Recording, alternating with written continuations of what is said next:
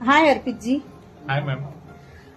तुम्ही आमच्याकडून एक दीड महिना झाला असेल तुम्ही कन्सल्टिंग घेतली होती. हो. आणि आपण कुंडली बघून तुम्हाला उपाय पण सांगितले होते आणि फिरोजा दिला होता. तुम्ही खूप सुंदर पेंडंट बनवलंय फिरोजाचं, सुंदर वाटतोय तो फिरोजा.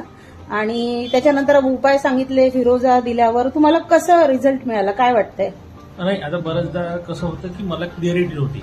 अच्छा. समोर काय करायचं काय नाही, तर क्लिअरिटीमध्ये मी आता एकदम शुअर आहे. मला बऱ्याचशा गोष्टी अशा क्लिअर होऊन गेल्या की ज्याचे मला अँसर मध्ये सापडत, ते आता फिरोजा वेअर केल्यानंतर आणि जे उपाय केल्यानंतर मला आता त्या गोष्टी क्लिअर झाल्या आहेत. आणि मला झोप पण छान लागते आणि एकदम रिलॅक्स वाटतंय.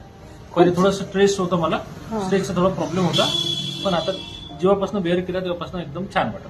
तर मी तेच म्हणते की स्टोन खूप छान काम करतात आणि आपल्या ज्या फिरोजा तर इतकं सुंदर आहे की तुम्हाला क्लिअरिटी खूप देते तुमच्या लाईफमध्ये. जर निर्णय तुमचे कुठे अडत असाल, तुम्ही हे करू का ते करू, डोलायमान जर परिस्थिती असेल तर फिरोजा एकदम तुम्हाला खूप सुंदर रिझल्ट देऊन आपल्याला फायदा करतो.